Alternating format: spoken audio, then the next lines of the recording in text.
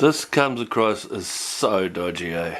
The Chief Ombudsman's found the Prime Minister's office unreasonably handled an official information request over corporate lobbying to stop a major climate court case.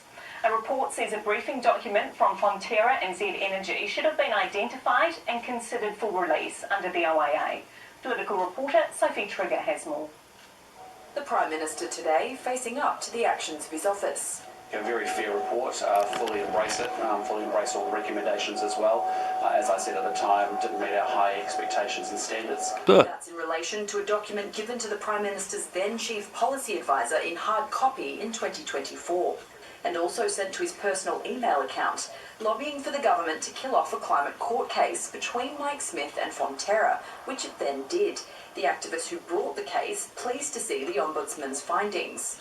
He found that there'd been a lack of care in documenting the documents.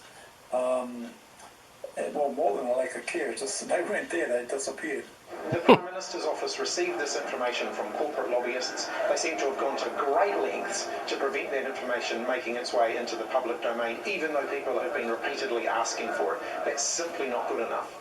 Because this has resulted in the law of torts being changed now, from what I understand.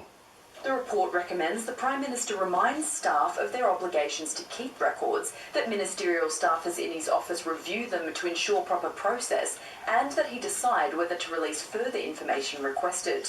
There's commercially sensitive information in that, but we will work our way through that as quickly as we can. I would have liked the recommendations to go further and to say that, that it was illegal what was done.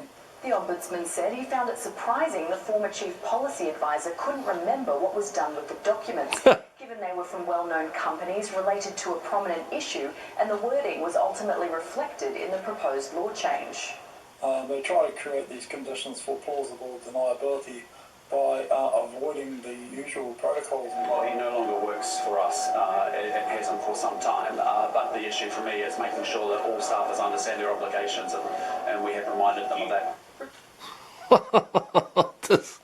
I tell you what, this Luxon comes across so dodgy, eh? The way he looks around, man, he is uncomfortable because he knows this is dodgy, dodgy, dodgy.